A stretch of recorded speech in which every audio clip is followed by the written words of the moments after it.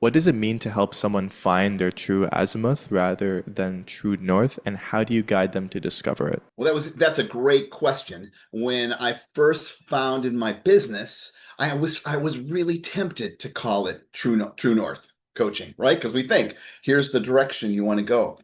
But when you think about that, what arrogance and hubris goes around assuming that everybody wants to go north, right? If people are trying to figure out what's meaningful to them, they might want to go south by southeast. That really might be their true north, right? That might be really the direction they want to go in.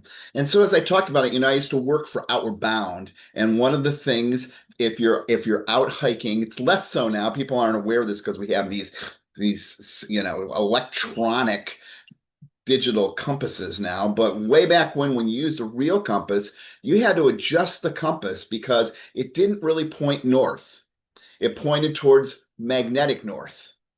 And you had to adjust it so that you could look on the map and figure out what true north was based on that and it would change based on where you are in the world because that magnetism is pulled by a big ore deposit in the northern part of the hemisphere.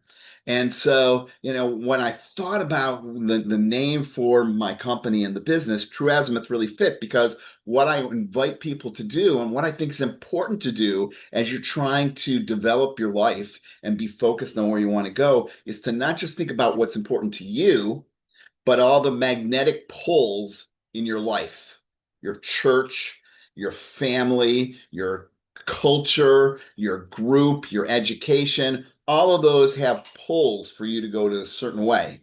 And you have to recognize those in order to adjust and move forward. Because if you don't, you're going to keep getting off course in your life. So that's where I came up with that piece about true azimuth. So you follow your own direction, wherever that is, and make sure you're aware of the magnetic pulls in your life that could get you off track. Gotcha. How old were you when you discovered your true azimuth? And were there any struggles with configuring the poles for your life, like the education, the church, family, etc.? Were there any stumbling blocks on that? I'm still discovering my true azimuth, I got to tell you that.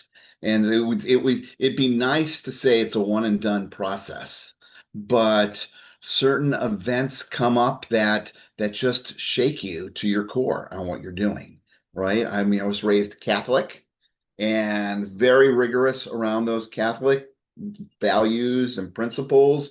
And then I came out of the closet as a gay man. That totally shook everything, right? And it's then in the 1980s, early 1980s. Boy, it makes me feel really old. It wasn't like it is now. It's like I feel like I want to say, yes, we had to walk to school through snowstorms for miles and miles, but it really wasn't. Like, there was violence, you were afraid, people, there was nothing out there. And it was really a difficult piece for me to go through. And so that was a point. And then, I got to the end of a 31-year relationship a few years ago. I'm trained as a psychotherapist. These are just two examples in the long history of my life. He died, and I found myself struggling with grief. And then the second piece that I discovered in that was how poorly we in our society address grief and people who have experienced loss. We medicalize them. We want to give them pills to change how they feel. We ignore the whole grief process. We expect it to be lickety split. You're still grieving after 5 years. And I really, I thought that I was really grounded and a really hip therapist, and nothing shakes your kind of vision and purpose to the core when you find out that you were doing it wrong and doing it and hurting people. I really believe that as a therapist, because of what I didn't understand about grief until it happened to me, I I really hurt a lot of people. And I really regret that. So there was an adjustment in my teens and 20s, and I'm in my 60s now, and there was an adjustment in my late 50s around that. So the important thing is that you just don't accept the direction that you're going in as the default the permanent, the one and only, because things are going to shake you to the core and you need to be open to that. Can you talk about the distinction between when you were a psychotherapist and teaching people about grief versus when you understood it and how it changed your perspective and perception on it? I really treated it as a problem to be solved. It was an issue to be fixed. There's something wrong with people that have grief and didn't get over it in a certain time span. In fact, one of the recent uh, what are the diagnoses that came up by the American Psychological Association is this thing called prolonged grief disorder. And that opens you up to be able to get all these psychotropic meds and all kinds of other stuff. And one of the core criteria to identify somebody who has prolonged grief disorder is that the grieving process is taking longer than the societal norms. And so think about what that means. Like the societal norms, like society is somehow determining that this is how long grief should take. And if you're taking longer, then you need to be, you need to go for treatment. Um, and I one of the things related to that that's an absolute fallacy is we have this concept that the idea of grief is that you go through these stages. There was a person called Elizabeth Kubler-Ross who wrote a book called On Death and Dying. And she talked in that book about denial, anger, bargaining, accept these stages that you go that you go through. The people that she was talking about, however, were people that had a terminal illness and were in hospice and were probably going to die. And she was talking about the pieces that they came through dealing with their own mortality. It wasn't about, oh, I lost my husband, or I lost my girlfriend, or my child was shot in school by a person who brought a gun. It wasn't that was not for population. It was people with a terminal illness who knew they were dying and how they came to grips with that. And her model has been hijacked to apply to grief, to apply to. I used to work in addictions, and we use that model around sobriety and said to people, you have to grieve your addiction and your relationship with heroin, and you have to go through bargaining, denial, and all this other stuff. There's no grounding in that at all. Zero. But we accepted it as it's like fake news. When someone says fake news, that was fake news about grief.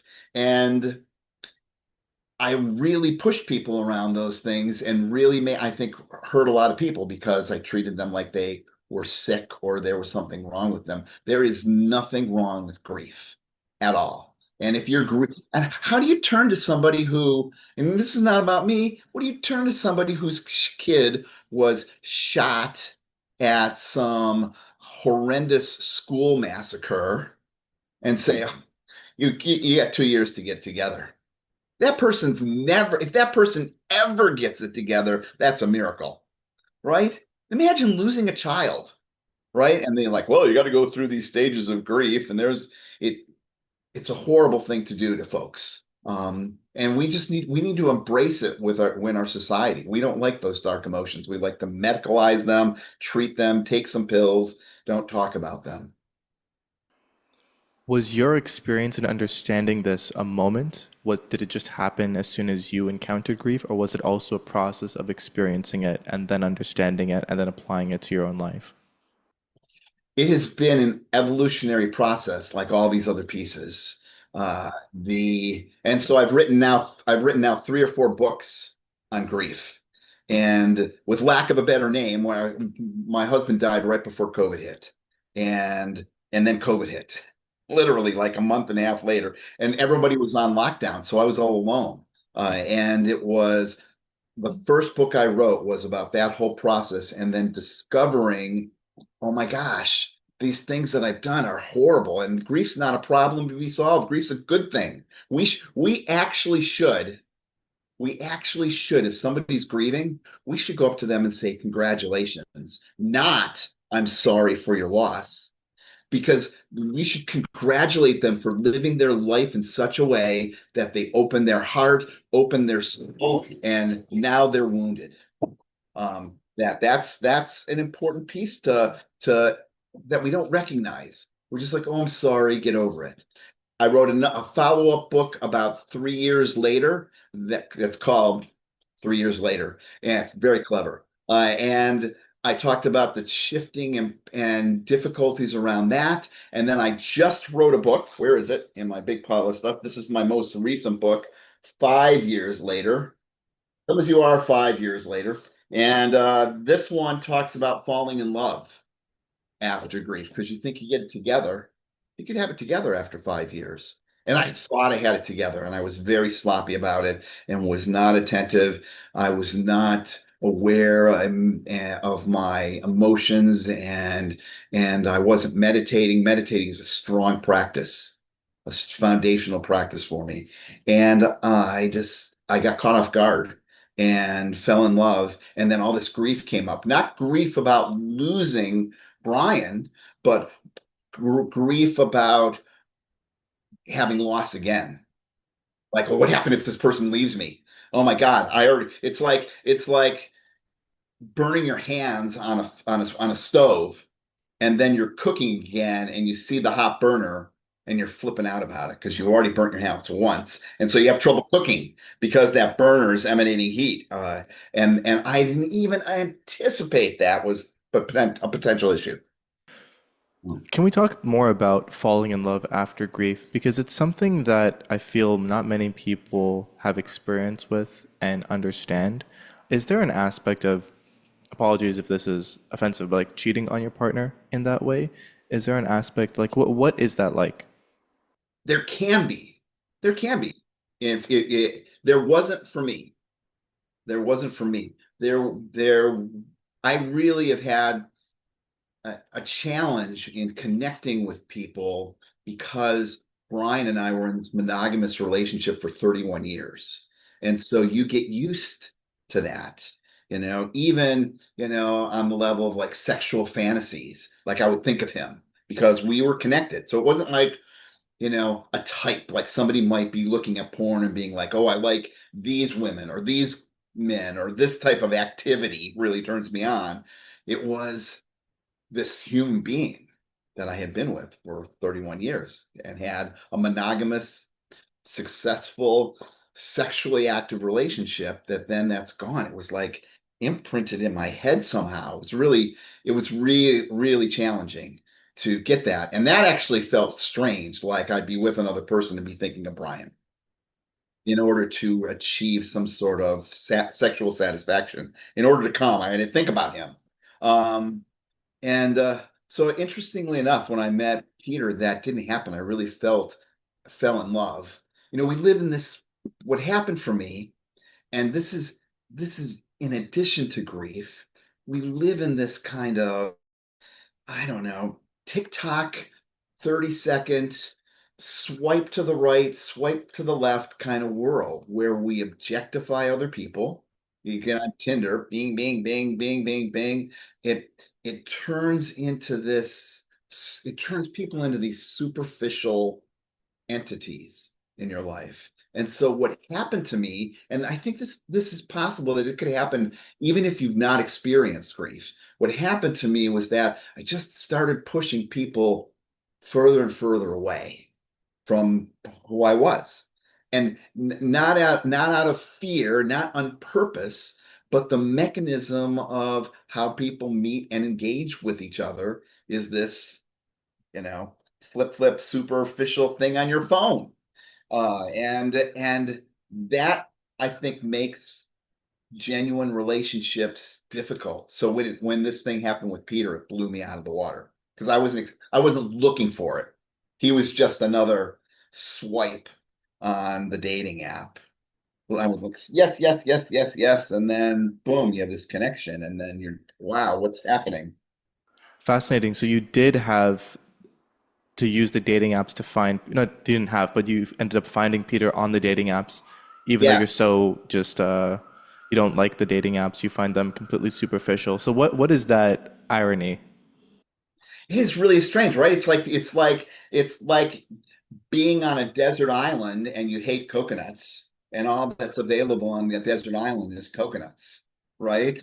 So you're going to eat coconuts even though you don't like them. And it's become such a norm of where I don't I don't know if the norm is driven by actuality or driven by marketing from the people on the dating apps. It is it's I just discovered because I've gotten back on Match, one of the, the big, and they own half the dating apps that are out there. Match is not just Match. They own Bumble, they own Hinge, they own all these other dating apps. Tinder, they own them all. So it's like if you're switching from one dating app to another, you're still in the Match. It's like saying, you know what, I don't like my Ford. So I'm going from my Ford truck to my, Ford electric vehicle. And then I'm going to switch over to this. And they're all Fords. They're all over Fords, similar parts swapped in and out on all those vehicles.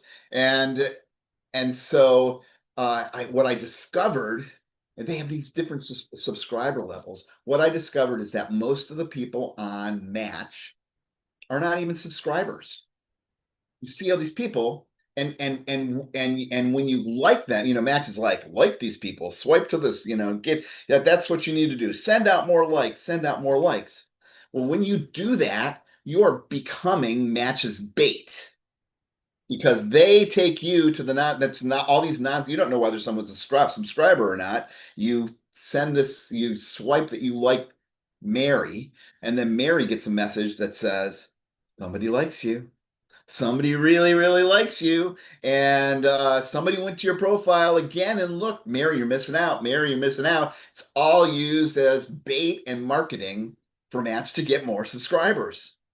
So we think that we're out there liking them, and then we feel bad that people aren't responding. Well, they're not responding because they're not subscribers. They've created a profile, they were gone.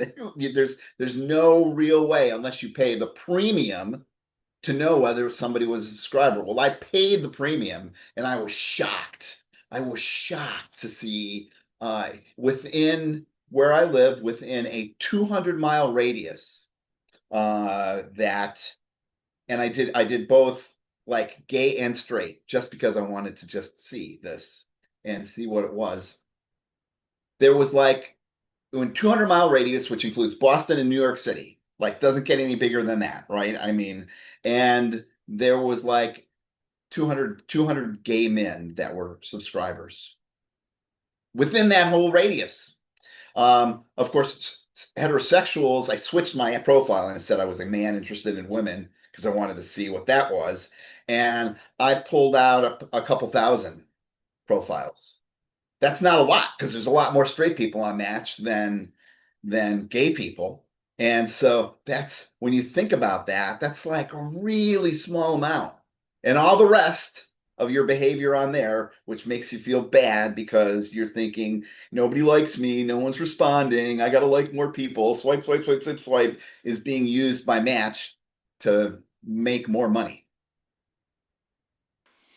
Do you find this superficiality exists in all levels of society? Or I guess a better question is, how did we come to this level of superficiality? Because it's difficult to find a really good relationship in person.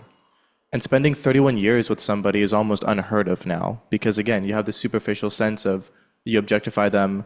Mhm. They're not as hot as people on Instagram. They're not as built as people on these adult networks. They're not as rich as people in the movies. How did we get here? What do we do with that? It's I think we've been getting there for a while.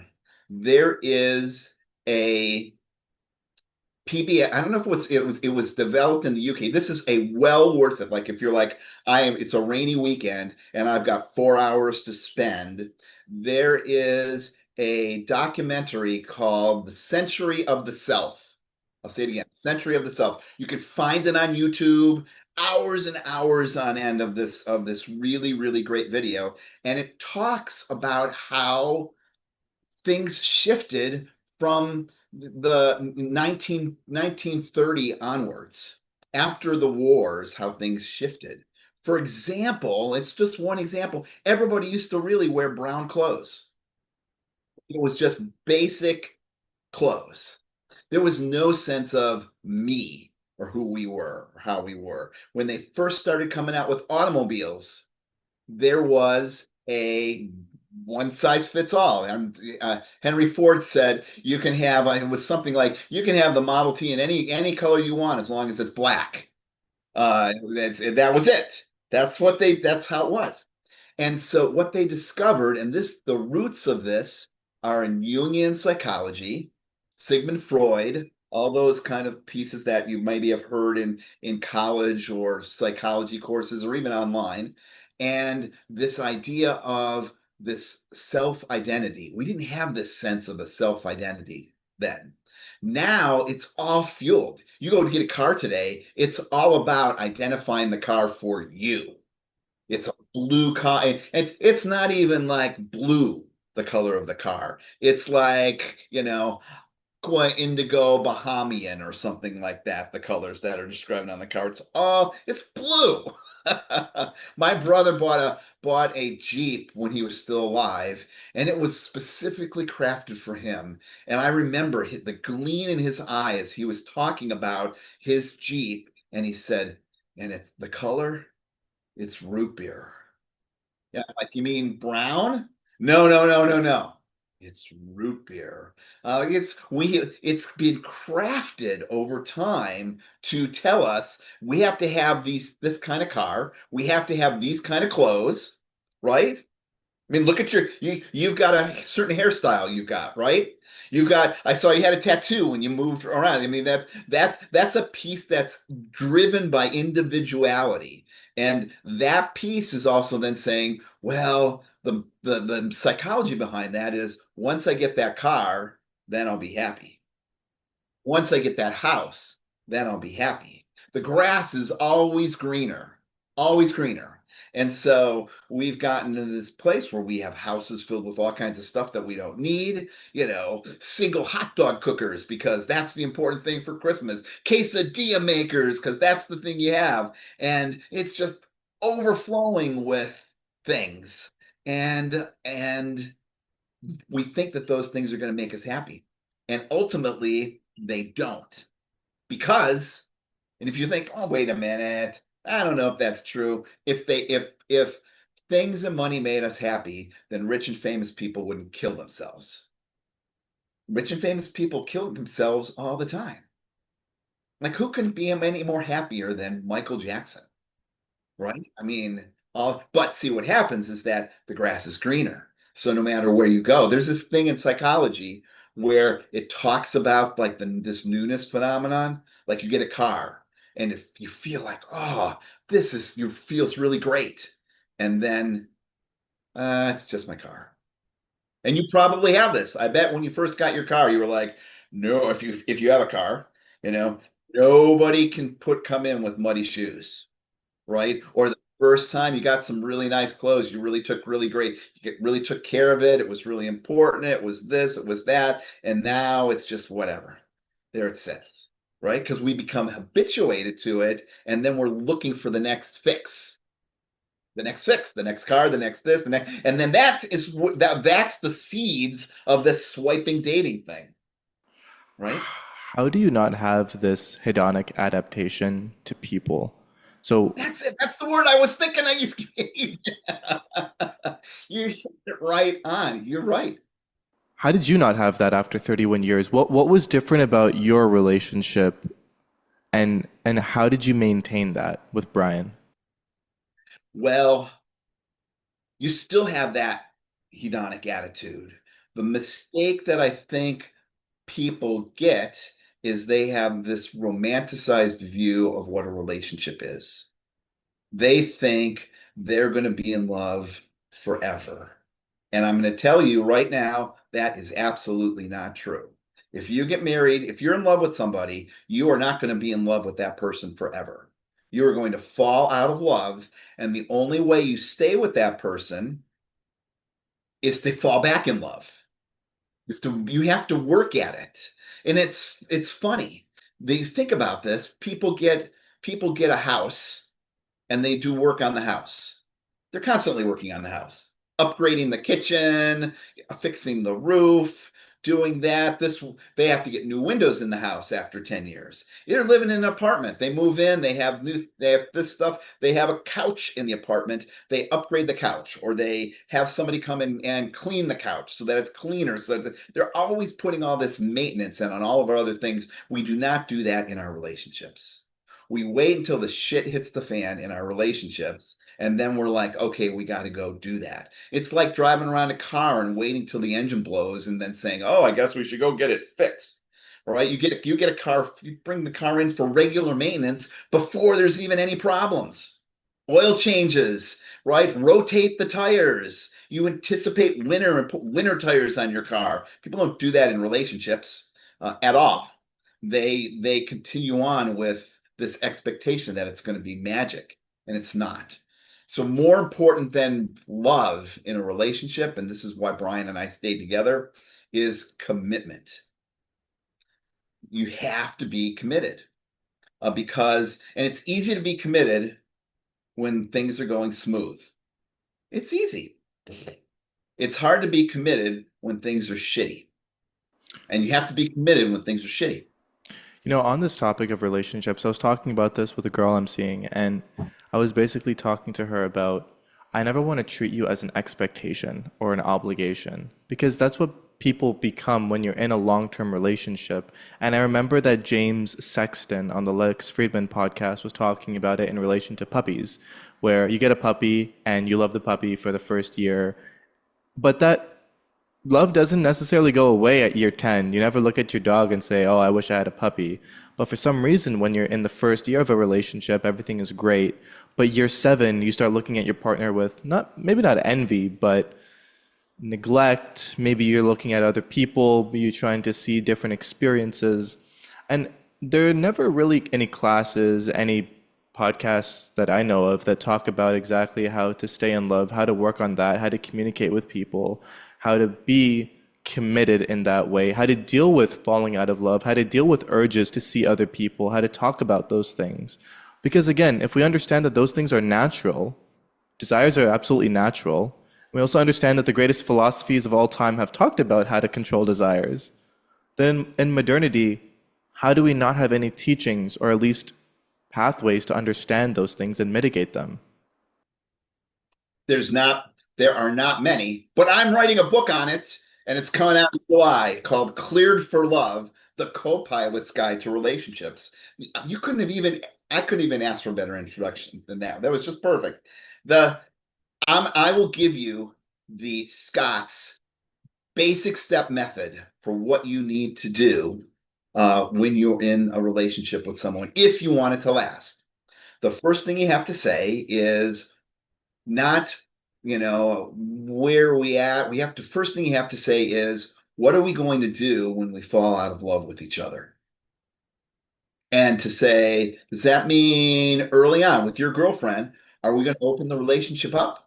Are we going to become polyamorous? Yes, no, maybe. What's happened? What happens if suddenly, let's say she got in an automobile accident, and or let's say you got in an automobile accident and you couldn't get an erection anymore. Would you want to would you want her to sleep with other guys? What if she was raped 5 years from now, and she couldn't have every time you had sex with her, she started having flashbacks? You got to have these questions answered early on your relate and decide, all right, what's commitment mean? Am I jumping out at this stuff, or am I in? And what does that mean? And then what does it mean for if she is having trauma, what does that mean towards your sexual needs? Is there a way that she would adapt to that? Does that mean that she's jerking off in the shower, or what? I don't know. There's some answer out there. You don't stop with this is what it is, or I'm out of here. Right? That's like in this book I'm writing about co-pilots, that's like the co-pilot jumping out of the plane. If you're a good co-pilot, both people are in the cockpit and both people are staying there. In international travel, that door is locked. You are not opening the door of that plane to go see them. And the that the key is hanging in there for the long term and making that commitment and then talking about those things. Now, the second thing you need to do is really check things out, right? So if you, let's say you and your girlfriend, once a month, put it on the calendar. You're going out for breakfast and you're going to talk about how's the relationship going? How could I be a better boyfriend? And it's not like you're at breakfast and you say, how can I be a better boyfriend? And you're shoveling your mouth and you say, you don't remember shit about what she said, right? Or she says, how can I be a better girlfriend, right? You have to then be able to say, this is how you can be better. This is what you're doing good. How is our relationship going? Where's the good parts? Where's the bad parts? You got to do that. If you did that, I'm telling you, once a month, you would never end up in couples therapy. Ever, ever, ever, ever, ever, ever end up in couples therapy. Because you'd fix the flat tire that was going bald before you were on some dirt road and you got a flat. You'd never have to call the auto club to come fix the car. You'd be doing all the maintenance along the way. That's it. If people did that, right? If we did that with our weight, people wouldn't be fat. People wait until they're like, really obese and they go see the doctor and they're like, oh, you're gonna die. And then they're like, you got to take Ozempic or you got to do this or all kinds of other stuff. If we were like, wait, what am I doing? Oh, my weight's gone up one. People don't gain 100 pounds in 1 week. Trips up, dip, dip, dip, dip, dip. And if you see those things and you take interventions along the way, you never have to go on a diet because your diet is your life and what you're doing. So you just have, oh, it's gone up a pound. I'm going to eat one less cheesecake next. Oh, it's gone down a pound. Oh, it's gone down another pound. I'm going to eat some more apples, and that's good. Okay, I have to do that. Or it's gone up and I've eaten too much cheesecake. I'm going to go for a run and knock off that weight. Oh, I got it back down to a pound. If people did that, they'd never be fat. Be fit and married. See, the problem with this is that it's not a one size fits all solution, and it requires a lot of critical thinking and a lot of meta commitment. You have to commit to the Hmm. commitment. That's really well said. Well, how do we get people on this? Because again, okay, I have something that's healthy for you. This will help you with your relationship and with your life. But the state of culture is that it's not real, that people are not able to do it right now. That's like a bridge that we need to make. How do we make that bridge? Well, people have to stop thinking about these quick fixes, right? We live in a quick fix world. Uh, I'm sorry, I'm so taken by if you have to be committed to the commitment. I'm going to steal that and put that's going to be um, the we live in this kind of quick fix world where it's almost like we don't have to really step up to do all this stuff. Other things are done for us all over the place for everything. Now AI is cropping in, right? To do all these things. So our critical thinking about things is less and less and less and less.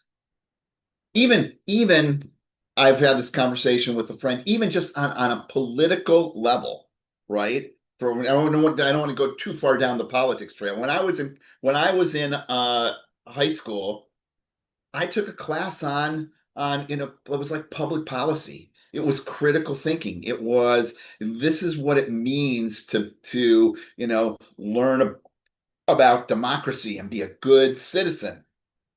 That's gone. That's gone. And people are now coming up with this lack of critical thinking skills. So they see some meme on Facebook and they're down the rabbit hole and they're like, well, that must be right because that's what that says. That would have 20, 30 years ago, that would have never happened because we were having that training in school. It's gone. It's gone. Maybe a better question for you, since you are a deep thinker, is how can your teachings, which require a lot of commitment, meta commitment, and a lot of critical thinking, how can that coexist with this quick fix culture? Ultimately, I don't think it can.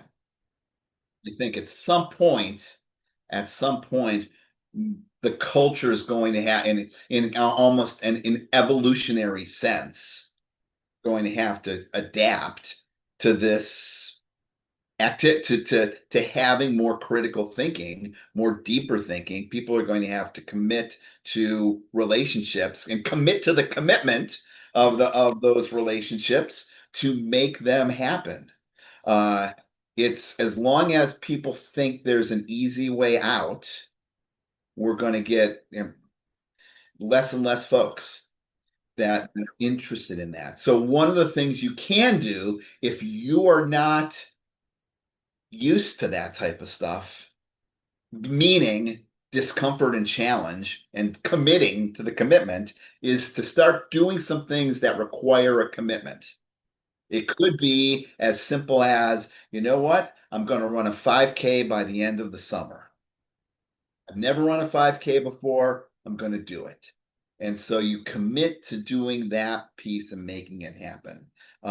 It could be if you've already in a 5K, maybe it's a half marathon. If you're already in a half marathon, maybe it's a marathon. But you got to keep pushing yourself for the next thing because that's where we're going to learn what we're really made of and how we respond when when the shit hits the fan, because that's what matters.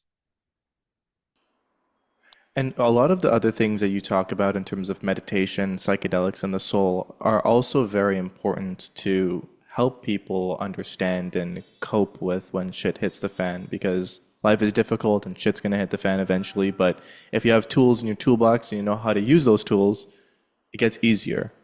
You were talking about meditation as a very powerful practice. What is meditation in that way, and why is it powerful to you? That's a great question. It's another thing that's been sold short or sold special. Now there's meditation apps on your phone, meditation thing. You listen to this while you're on the subway, and in 5 minutes every day, you're gonna meditate like a Buddhist monk, and you're just gonna and on it goes. It's all bullshit. It is all complete bullshit. It's that piece that we were talking about earlier of the cars and the brown clothes and how now we're buying like indigo aqua bahama colors for our cars. It's the root beer color of my brother's Jeep. This meditation stuff has been hijacked, completely hijacked and bastardized. We think that this is what meditation is. This is really important, really, really important. Meditation is to your mental well-being like running is to your health. That's really important. You run not because running is going to give you something magical. And for lots of people, running is pretty miserable. Go down the gym, get on a treadmill, run like a squirrel in a box. And why do we do that? We're doing that for this greater outcome of health. Meditation, if you're really practicing this, it's not about stress management. That's not it at all. It gives you a mental health of equanimity and balance. And that takes a lot of work. You're not going to get it from 5 minutes. You're not going to get it from 5 hours. Take it from me. I've been on, when you add up all the times I've been on silent meditation, it's like 260 to 300 days I've been out there. Silent meditation for weeks at a time. That is where you're going to get the work. That's like going to soccer camp if you want to be a better soccer player. That's like going to basketball camp if you want to be a better basketball player. The the way that it's becoming, and I'm not saying that you should go to a meditation course, although I will say if you have the opportunity and you have the time, go. It will just you will be blown away from what you discover in 10 days of silence. But we've broken that down. We are sold this myth of happiness. We talked about rich people and not killing themselves, and we think that we're going to buy these things and we're going to be happy. Well, we think we're going to do these mental gymnastics and we're going to be happy, and people use it to sell books, personal development courses, Tony Robbins sells these big weekend events. You go walking across coals on the ground, to come out the other side and all this other bullshit. And it's all built around this myth that if you just do the right things in the right proportion and the right amounts and bake it just the right way, you're going to have the perfect pie for happiness. And it's just not true. What is it about the West and importing Eastern concepts that causes the West, and I apologize if this is a really offensive way to phrase it, but I feel like the West really rapes these concepts. Concepts like yoga, like karma. No person going to hot yoga is channeling energy through their body, for example. It doesn't work like that. No influencer in New York who talks about karma is actually talking about what karma was in the Hinduistic or the Buddhistic traditions. No, you're absolutely So, right. Yeah. but how do we stop that from happening? Because okay, these concepts are really powerful. They mean a lot in the Eastern traditions. We should give it to as many people in the West as possible. But the ability to give it to them is just like this root beer colored Jeep of your brother's car.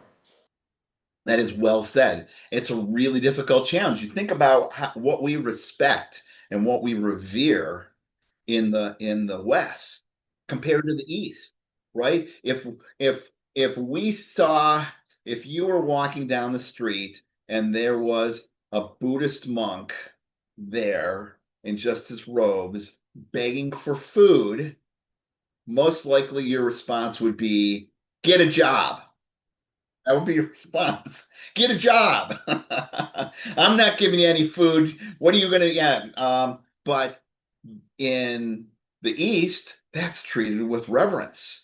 That's treated with respect, right? So we have been heavily, and me too. I would look, I am, I am not immune to this stuff.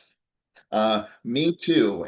We are convinced that once we get X, Y, and Z together, we're going to be happy. And then what happens is these Middle Eastern philosophies come dialing through, and somebody takes it and tweaks it, and then we think, oh, I'm going to take once I do that one, I'll be happy, right? Um, I'm just as guilty of it as anything. Wait, let me see if I can find this. One of my most recent books. Oh, right here it is. There's a sutta that was given by the Buddha. So for people that aren't familiar with this concept, sutta is like a sermon. And so there was like a Sermon on the Mount kind of thing. If you're Christian and Catholic, you think of Jesus doing Sermon on the Mount. And it was called the Mangala Sutta. So it's a sermon, and real Mangala is about like wisdom. And he talks about 38 blessings that you have and things that you can work toward these 38 blessings, like honoring your parents and taking care of your parents. That's like one blessing.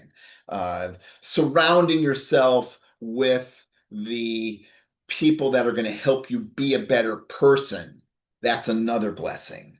And there's 38 of them. And I'm talking about me hijacking, like I wrote this book, Living the Mangala Sutta, right? And you can this, and I take the 38 blessings and turn it into life design principles.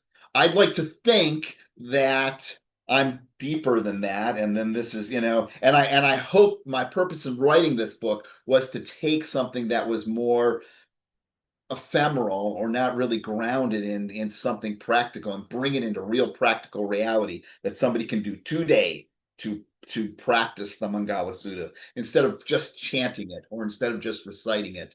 But ultimately, what I've done is the same thing that we're just talking about here.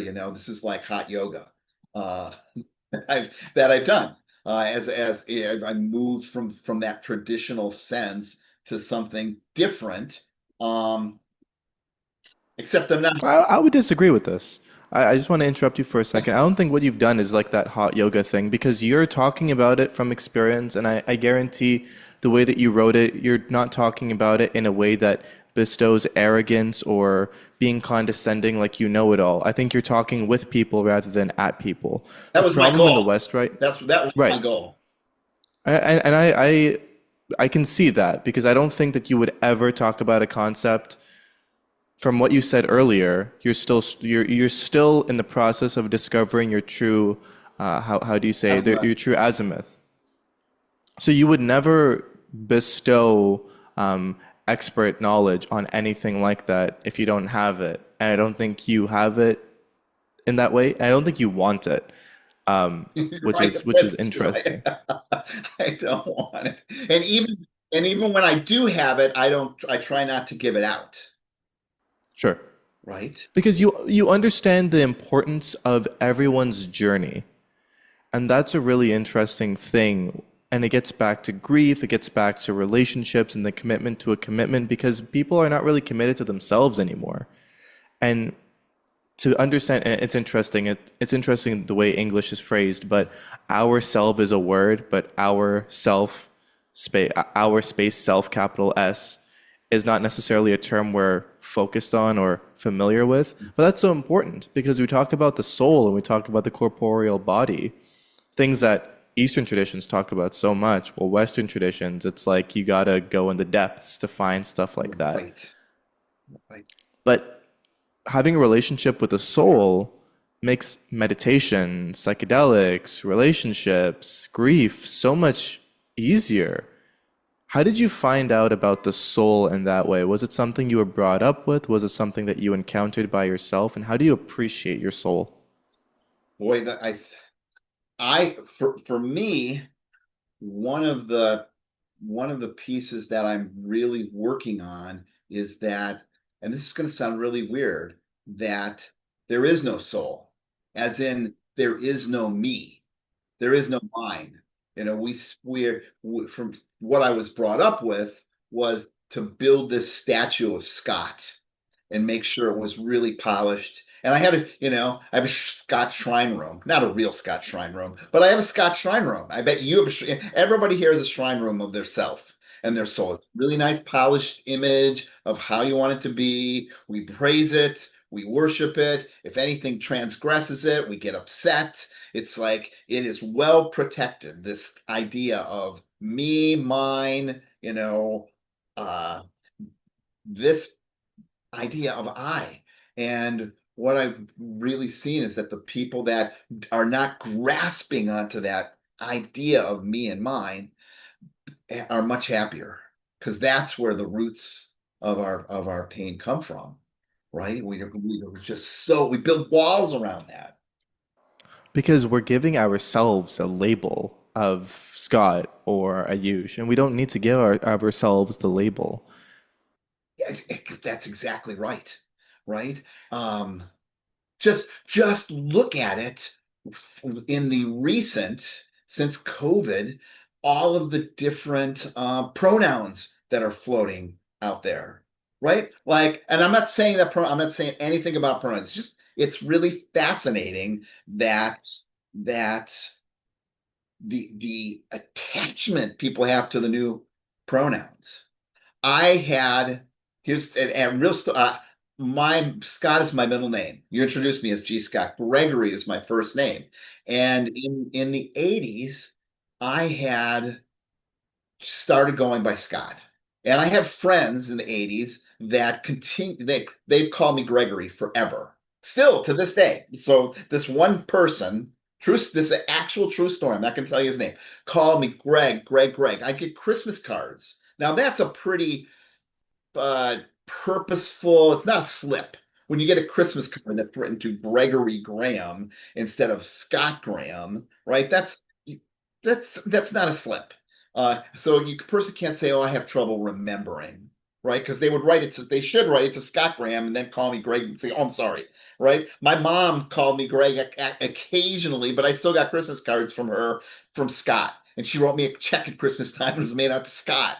Uh, so this person uh, was totally refused. Oh, you're Greg. I'll never get used to that ever. Well, this person decided after COVID that he was no longer a he, that he was. a she, but then he became a they, but then he became she, and then went back and forth on all these pieces, and was completely unforgiving if you said he in that whole piece.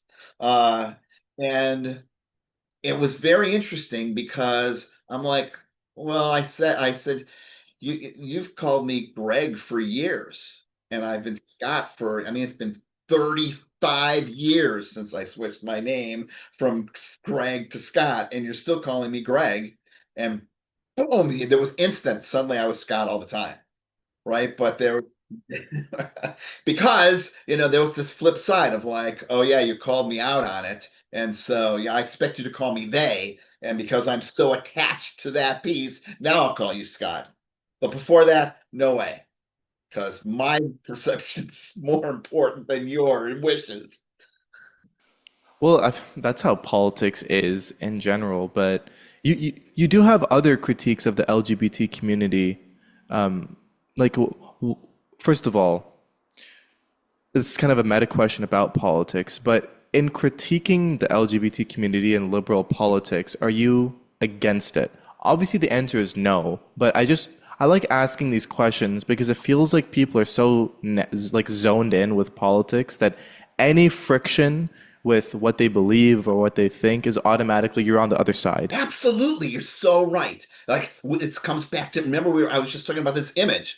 We built up this image, and then that wrapped up in that image is Republican, Democrat. I don't know what the hell it is. Some other piece on that stuff. There's no wiggle room. So yeah, I wrote this book, Androphile Pride. That's it right here. That's actually an Androphile Pride flag. That's in my backyard where that's taken. And so androphile means same-sex love, for lack of a, phile is love, andro is the same, or maybe andro is either way. It means same. It means liking the same. And so there are people out there that identify, when HIV education was first coming about in the 80s, there was a term that was used that was more global than gay because lots of people didn't identify as gay, and they would say you're a man who has sex with men, right? MSMs, men who have sex with men. And that's what we targeted in the 80s and 90s of outreach. It wasn't gay people, it wasn't queer people, it was men who have sex with men. It's a broader piece around HIV education. And androphile is kind of like in that strain. And so I wrote this book really, and it comes across, it's critical about the gay and lesbian community because it's almost like you come out and then you have to go back in the closet about what your political beliefs are. So a if you come out as a gay man and you're pro-life, right? Boy, that's not a good fit. There's going to be a firestorm about you if you're a gay man. If you're a gay man and an active Catholic, there's going to be a firestorm about that. If you're gay man and I mean, look at the firestorm stuff that happened with lesbians who were, upset about trans athletes coming in, right? They're very feminist. I mean, there's this push to be like this way or that way, and it's this one size fits all. And so this book is about that. There was a guy in the early 2000s. He's gone way off the rails. He wrote a book called The Androphile Manifesto, and you still can get that. And it was very strong critique of this, of how basically what I said is that you come out and then there's all this expectations that this is what it means. And then he went off the rails. He became like, some Nordic wolf worshiping, misogynistic, anti-Jew kind of guy. Very off the rails. And, I had a concern that somebody would read his book and, be like, oh, I'm an androphile, and read his book and then follow him and then continue go off the rails, right? Because he started off with a very valid point and then he got really extreme. And so this book is kind of was my antidote to that. I'm hoping that somebody who's a kid who's struggling with their identity and feeling like they just not can't fit in. They can't be in the straight community because they're gay. They can't be in the gay community because they can't stand drag queens or whatever. Who knows? Who cares? Um, and and then they're looking and they see this piece that says you should be yourself. You just like to have sex with men. Just because you like to give some guy a blowjob doesn't mean you have to vote this way.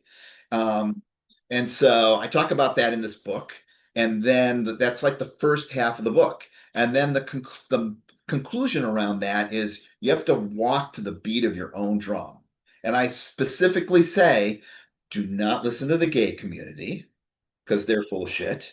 And do not listen to this guy because he's full of shit. And do not listen to me because I'm full of shit. So what do you do? So the second half of this book is kind of that true azimuth piece. You're identifying the magnetic poles, right? There's chapters on, what are the influences in your life? What are the things that got you to be here? What are your beliefs? What your parents believe? What do you really believe? And then figuring out to march in the beat on the beat of your own drum and be proud of that and fuck everybody else. And if that means that you're a gay man who hates drag queens or you're a lesbian who's pro-life, well, good for you because that's who you are. Don't let other people tell you what to be. Not even me. No, see, we're coming full circle because in order to have that, you have to have a relationship with yourself, and it means you have to have confidence and a commitment to the commitment. So it's interesting how all of your work ties into each other, but it also makes sense. The last piece I want to talk about is psychedelics because, you know, it's it's interesting that we have a society that is so bent upon transcendence, but doesn't have the wisdom to wield that transcendence. And we also have existed with psychedelics for thousands of years, but only now are we actually appreciating them because of the Renaissance after, for some reason demonizing them for like 30 or 40 years because of just all the propaganda, which I could go on for hours about that. What is your relationship with psychedelics? I could also talk about my relationship as well, just to make sure that you're not alone in that. But how did you find psychedelics? Maybe how did psychedelics find you?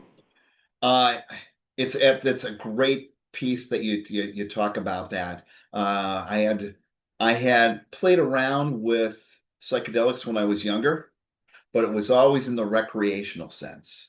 Take some psychedelics and go to a concert, take some psychedelics and watch a movie, and didn't really have a sense of the experience for the experience that and for what that manifests and that you can gain from that experience. And back to my grief, one of the pieces that happened around that was I had these two time capsules that Brian and I had built. This also comes back to this kind of self-awareness, pushing yourself thing.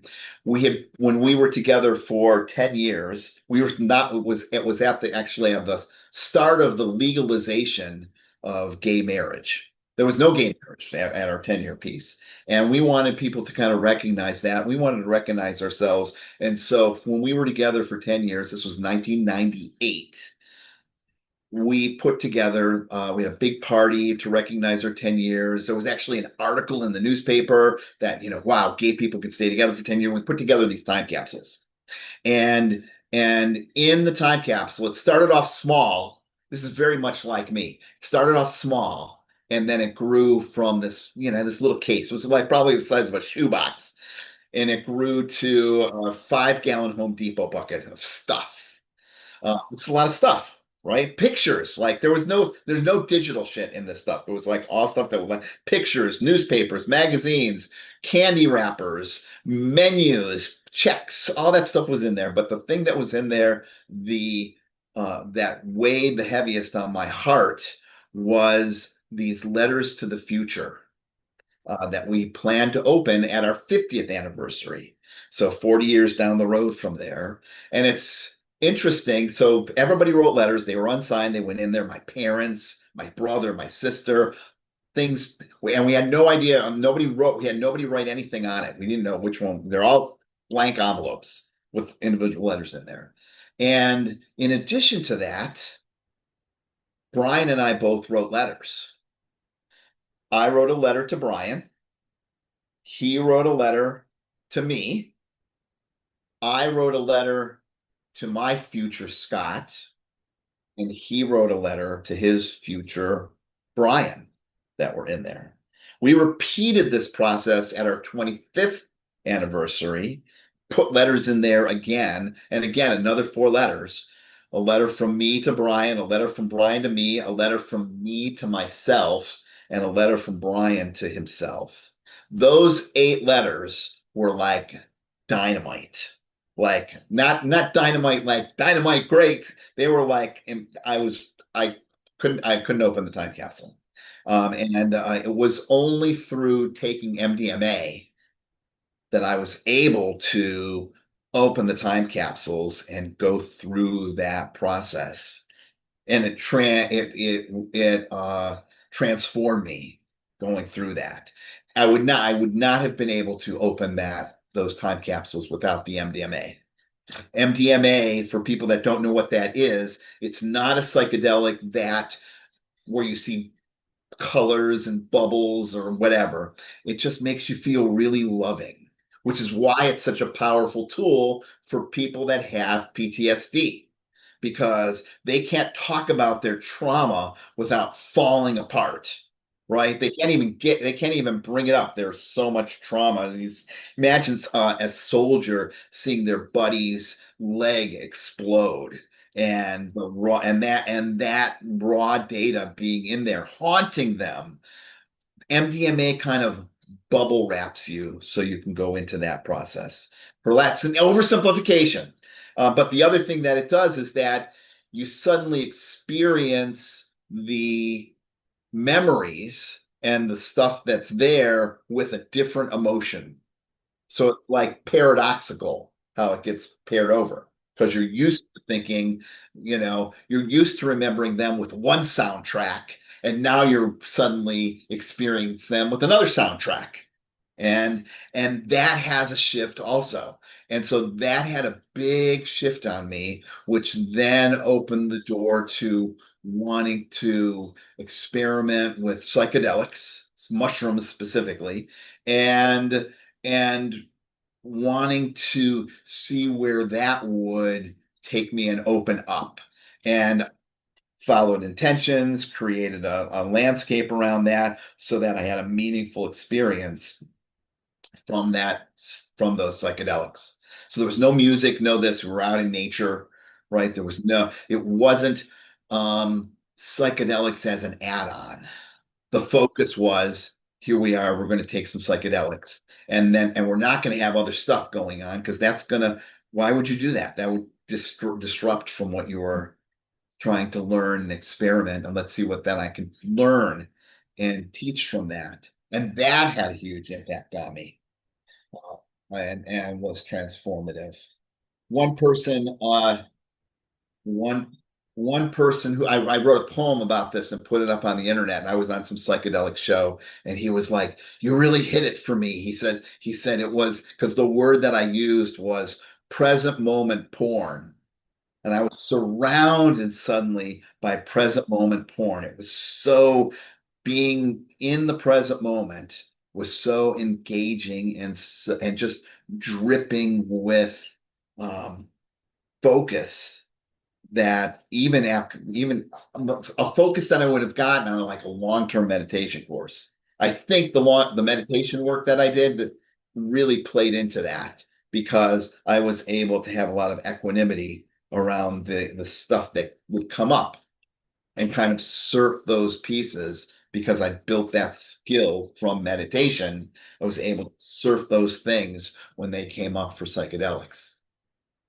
Am I rambling? I hope I'm not rambling about this. No. No, Okay. you're not at all. No. It's a topic that needs to be discussed more in depth, discussed in a more lighthearted way because the propaganda about it still exists. I know people, I talk about my LSD use, my psilocybin use. First of all, you can't talk about psilocybin use because nobody knows that that's the chemical compound in magic mushrooms. So you have to say that. Psilocybin is a chemical compound in magic mushrooms. Nobody knows that DMT is endogenous, other than people that follow Joe Rogan. But like, Huh. that's, Right. you know, neither here nor there. But when you're talking about psychedelic use, people are so afraid talking about microdosing. All they hear is, "Oh, you take it every day." On no, it's 3 on, 4 off. But nobody cares about that. Nobody cares about the Johns Hopkins research on psychedelics. Nobody cares about all the peer-reviewed literature. People like Michael Pollan writing How to Change. It's a great book, by the way. If you have a chance to read that book, How to Change Your Mind, that is atop of your list. It's incredible. And it really, sparked the renaissance in psychedelics. But it feels like, and I don't want to say it's dying down because I never want to, insinuate defeat. But it does feel like another shock to culture needs to happen with psychedelics. Really start talking to people and get it to leaders of the country. Because the reason I like psychedelics is the feeling that you get cannot be replicated and it cannot be put into language. The talk about present moment porn, I would say it's connection porn as well. You're not just connected to yourself, you're connected to the earth, you're connected to everybody else, you're connected to everything in nature. You cannot necessarily get that from a peer-reviewed article or You journal. cannot. You cannot. And so, if we understand that we are sentient beings and that our emotions play such a vital role in our experience, we should at least try to get it to as many people as possible. Not everybody. Schizophrenia exists. Mental health Hmm. Right? is very important to take into account, but we need to talk to culture so we need to talk with culture in a way that makes sense for them to get these psychedelic compounds into people's hands to use safely and effectively. Because this is, I think, one of the ways to get out of this quick fix mentality, this quick fix society. Psychedelics are not a quick fix. They are an introduction to a lifetime of fixes. They are an introduction to the journey that we want people to go on. Yeah, you know what my big fear is around psychedelics is not that it's going to die down. It's that somebody in corporate America is going to jump on it as a money-making thing. And 5 years from now, people are going to be like, psychedelics, that's the quick fix for this. That it's going to become psychedelics are going to be hot yoga into into like mainstream. It'll get there was a piece like people it's just gonna get carried away and become the next root beer colored Jeep, right? Well, you're also against marijuana legalization for a similar reason or for a different reason? My concern with marijuana legalization, and I wrote a book on that, here we go, is that look, there's another book. My I'm not against marijuana legalization. I I smoke pot. I love marijuana. What I'm concerned about is the haphazard way marijuana legalization has happened. Uh, and they just slapped it together in much the same way that the American Disabilities group said, came up with this definition of service animals. They were sloppy about it. They were completely sloppy about what a service animal was. And then 10 years later, people are bringing snakes on airplanes, pot-bellied pigs on airplanes, fucking peacocks on airplanes because they're my service animal. Out of control. And people need service animals. That's an important thing. But to not have a thoughtful piece around public policy is just horrible. I am getting a hip replacement. I went to see the doctor for like a pre thing today, and they're asking me all these kinds of questions. I don't even know why I went because I didn't even take off my clothes. Not that I'm looking to take off my clothes. I mean, they just asked me a whole bunch of questions. I could have answered them online, And they just typed it in, like, how much do you drink? And I told them, and how much do you exercise? I told them, what's your stress level? I told how much your pain level? I told them.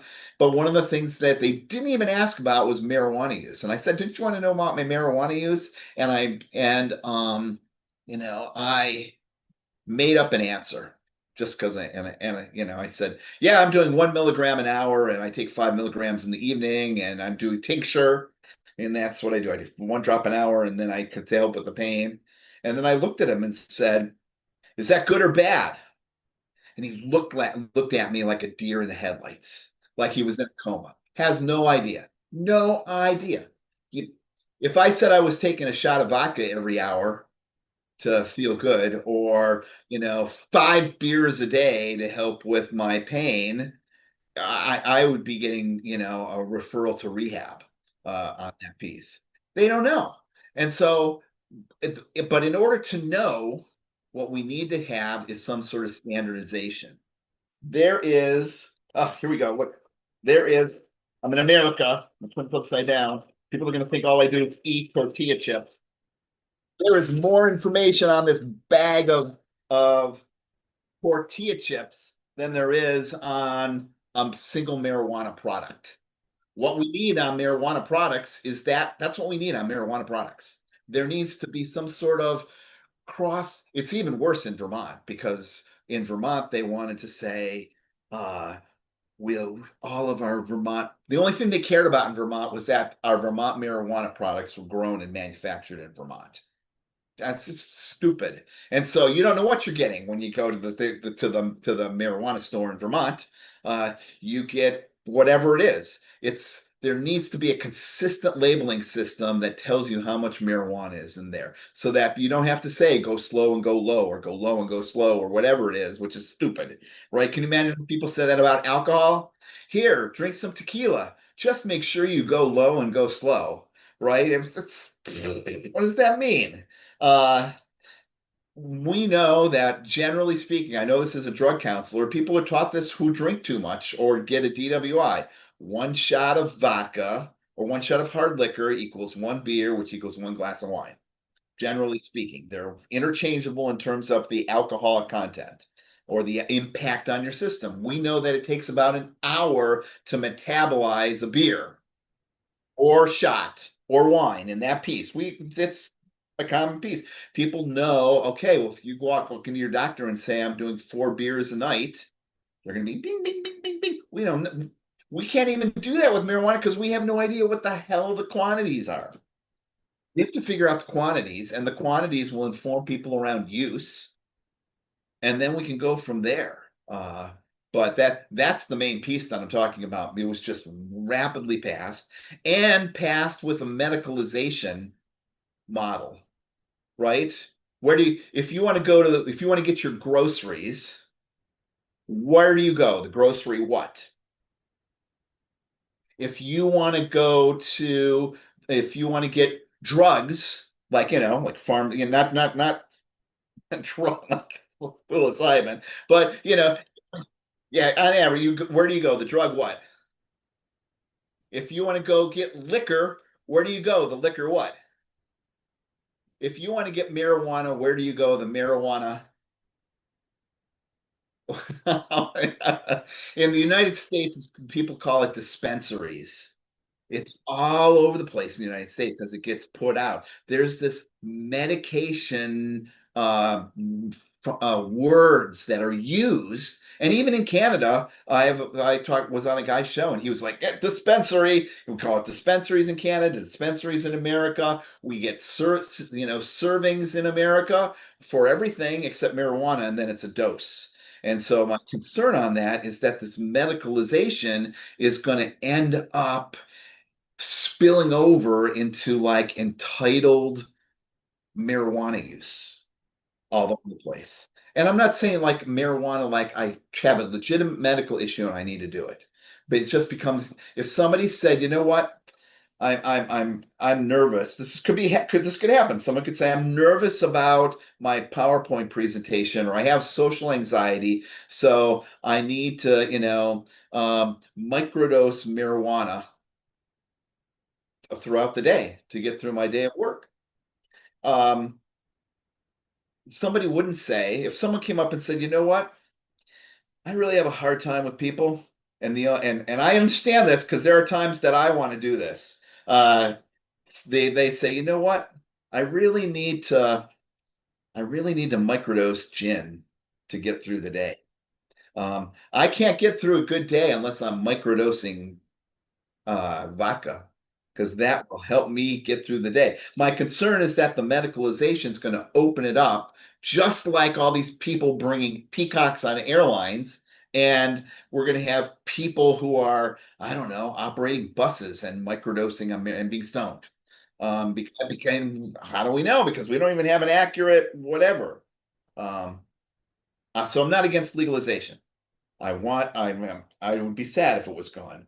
Um, what I'm against is this haphazard way that it's spilled out. Much like I'm concerned with psychedelics, that it's going to get bastardized and everybody's going to be like, "Oh, I need to do the psychedelic trip, and that's I just have to do that once, and I'll be done." And then they're going to go, on vacation to Disney. They're going to be on. I'm going to go to Disney, and I'm going to do an escape room. I'm going to go to a hot air balloon ride, and then on Sunday we're all going to go for psychedelics, and then off to the wine bar. Right? It's going to be I hope that doesn't happen. That We doesn't. want to keep our respect for the compounds while also reaping the benefits. Yeah, exactly. I don't want psychedelics to be the root beer colored car. I want them to be a respected thing. I want them to remain a respected thing. I do, it sounds strange, but I do want to maintain the reverence for psychedelics. No, I don't think that's strange at all. There is a strong impact from these compounds that can help people. Uh, if you're in and if we lose that reverence, it's easy to get bastardized into the root beer colored car. So easy. And the next thing you know, we're going to see commercials on television with some lawyer talking at the very end, right? Get your psychedelic compound from your doctor today. Right. I hope it doesn't happen. If you had a magic wand and you could solve one problem in the world, what would it be and why? Oh, God, that's my answer. Had I not spoken with you today, my answer would have been different. But clearly, I think the problem is committing committing to yourself. That is a problem that we have today. The meta commitment that is missing. And that's a piece that spills into committing to other people. It spills into having better political leaders. It spills into better mental health. It spills into weight loss. It's amazing how much that insight that you have from our conversation really is a key piece. Commit to committing to yourself. What gives you hope in the world? That people can, I've seen people change and I see myself change. And I know that if you work at it, you can find success no matter whatever it is. There's no black hole that you can get out of. Have you ever heard well, what's this called? It's like Life in Five Chapters. There's a poem that says, it's profound. And so I will give you the horrible version of it now, but it's well worth looking it up. It goes something like this. Um, I I it's really a powerful story. I walk down a street. I fall in a hole. I can't get out. I try and get out. It's not my fault. I blame other people. Um, I'm finally, after a lot of effort, I do get out. I walk down that's the first chapter. Second chapter, I walk down a street. I fall in a hole. Um, I realize it's not my fault. I realize it is my fault. It's not other people's fault. I don't blame anybody else. I get it together and I get out. And then a subsequent chapter as you go down these the street is I, walk down to the street. I fall in the hole. I quickly realize what I'm doing. I don't blame anybody else, and I get out. I walk down the street. I see the hole. I walk around it, and then the next chapter is I walk down a different street. So that really gives me hope that people can change, because I think if we're truly living our lives, we move away from blaming others, vilifying others, telling other people that they're stupid, they're this, they're that, and we move away from this piece where we're the center, the center idol, right? That first hole is you're worshiping yourself. Everybody else is at fault. It's not me, it's you. And then at some point, we're like, well, maybe it's me. Oh, it definitely is me. Oh, I need to walk around the hole. And then we walk down a different street. And we need to keep repeating that and doing that courageously. Scott, I really had fun today. I really enjoyed talking with you. This was a great conversation. I've gotten so much from this from you. Thank you so much. Likewise, no, the honor is all mine. Where can we find you online? All you have to do is Google stalk me. Just do G. Scott Graham, and I will be there. Easy peasy. We're going to make sure it's easy for people to Google stalk you and get one of your 1,700 books. And I guarantee people are going to learn something from all of them. And I encourage people to buy all of them. But I can't wait to have you back on the program. Thank you so much for today.